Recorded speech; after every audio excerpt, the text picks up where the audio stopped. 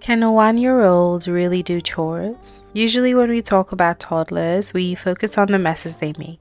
And while that's definitely part of the toddler's life, what we don't talk about is how capable they are of caring for their space. I started teaching my little one chores at 10 months old as part of her homeschool curriculum, and today I'm showing you what she's capable of 1 year later.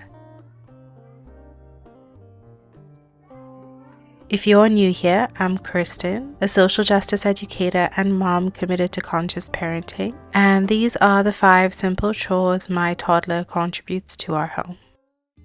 I mentioned in my last video that I created an anti-racist homeschool curriculum for my daughter, and chores are a core part of that. Because I wasn't raised in North America, my perspective on housework is different from what I often hear in the Western part of the world. For me, chores were never just about maintaining a clean house. They were my very first lesson in community care. It's about understanding that we all have a role in sustaining our shared space. As I raise my child in North America, it's important for me to pass on the lessons I was raised with, especially ones that guide her to become a conscious member of our community. Starting with the easiest chore, tidying up, I teach my daughter that placing toys and books back where they belong is how we show them respect. I started setting a boundary with her at around 6 months, where I wouldn't play with a new toy or read a new book until the previous one was put away. You want to play with something else? Okay, so let's clean up. Clean up, clean up. Everybody, everywhere. As an educator who's worked with kids on the spectrum, I've come to understand that a decluttered space can create a calm learning environment. It took a couple months of me demonstrating tidying up for my daughter to understand the order of playing and tidying, but once she did, she started initiating tidying up. There are still instances where I have to remind her to tidy up, but she never protests this. Kaya, we're not going to take toys out right now. We need to put it back, please. Thank you. We do have a cleanup song that we sing every time we tidy up, which definitely helps her transition from playing to tidying up. Through tidying up, my daughter is learning to care for others, even if they are inanimate objects. She takes time to treat each toy and book with the respect they deserve, so they feel valued and appreciated. In an anti-racist framework, we move away from disposable culture. We don't just consume, we care. By teaching her that her actions impact the well-being of her toys and books, she's actually learning that her actions impact the well-being of her community. Next is wiping. Trust me when I say a little water and a cloth goes a long way. I kid you not, there have been instances where my daughter has spent a whole 10 minutes wiping one spot. I initially started encouraging my daughter to wipe her table after eating at around 8 months to bring awareness to the mess she created every mealtime. I modeled wiping the table and then waited to see if she copied me. I think it's important to set realistic goals based on your child's stage of development, so I didn't expect her to actually clean surfaces yet. I just wanted her to practice the motion of wiping as a first step.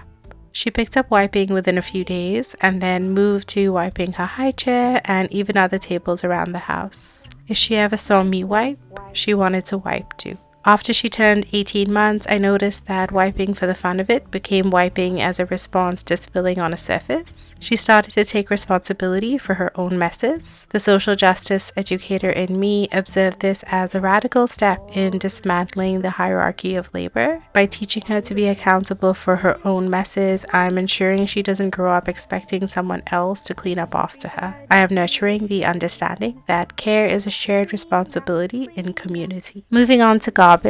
This also happens to be an exceptional way to redirect my toddler's attention when she's upset about not getting her way. She initiated an interest in this chore when she started picking up specks of dirt or fluff on the floor at around 10 months and handing it to me. I would respond by directing her to the garbage bin, explaining that we throw garbage in the bin. Within a month, she understood the cause and effect and started asking me to open the bin for her so that she could throw away any garbage she found.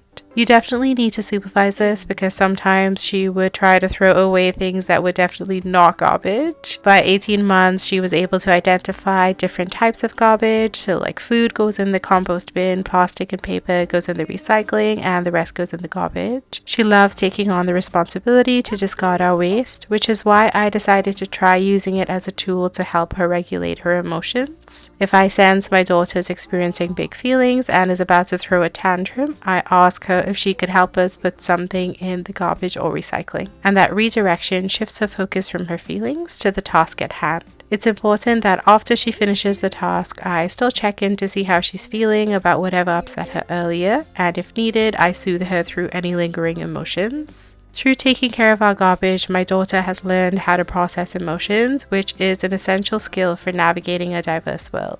She is building the capacity to show up for others with empathy and understanding rather than reacting out of frustration. Next up is sweeping. This was a skill I didn't necessarily intend to teach my daughter, but rather one she insisted on learning. What started as play has slowly transitioned into a sense of purpose. As always, I try to set realistic goals based on her development. I don't expect her to move every speck of dirt into the pan just yet. Instead, I'm focused on the action and intention of moving the broom towards the pan. I'll be honest, from an educator's perspective, this chore requires the most patience because you have to leave room for the child to make an even bigger mess, but that's all part of the learning process. To keep things manageable, I let her sweep when I actually have the time to wait for mistakes, often using low stakes materials like spilled grains of rice that are easier for her to move. And after she has tried to sweep up everything she can, I do hold her hand to help her sweep the specks of dirt that she might have missed. By encouraging the chore of sweeping, I'm hoping to challenge society's tendency to devalue the labor of cleaning spaces, invisible work that is often racialized. I want my daughter to respect the effort it takes to clean the spaces of our community and value the people who do this work just as much as the work itself. The final chore is laundry. From sorting dirty clothes to hanging wet cloths and folding clean ones, laundry is a multi-step lesson in sequencing and fine motor skills. Engaging with this process has transformed my daughter's understanding of the materials she uses every day. When putting on her cloth diaper, she knows the difference between Velcro and snaps, and that they require 2 types of inserts. She's learned that a wet cloth must be hung up to prevent sour smells before it hits the hamper, and that her morning outfits are the result of organized sets made up of tops and bottoms. Familiarity with this complex web gives her insight into the interconnectedness of our home, how every task depends on another for our collective success. Part of our anti-racist curriculum is recognizing the intersection of gender and race, and I see laundry as a powerful resource to help my daughter understand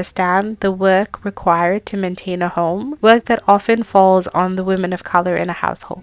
I don't want my daughter to assume that our household is magically taken care of by me, or that she and I, as the women in the house, are expected to take on more housework than my partner, who is a man. I'm raising my daughter to expect all community members, regardless of race and gender, to share responsibilities instead of placing that weight onto the most marginalized. I'm raising her to believe that a truly equitable world starts with a home where everyone shows up for each other. At the end of the day, our home is a reflection of the world we want to see. Raising an anti-racist child can start with small, repetitive acts of care and contribution. By teaching my daughter to value labor and respect our home, I'm hoping to make her a more mindful and loving community member. Practicing anti-racism can be as simple as a commitment to look out for each other, and chores are a beautiful first lesson. If you're interested in learning more about my anti-racist curriculum, you should check out these videos next. And if you're interested in attending my education workshops, you can find more info in the description below. That's all for now. Bye!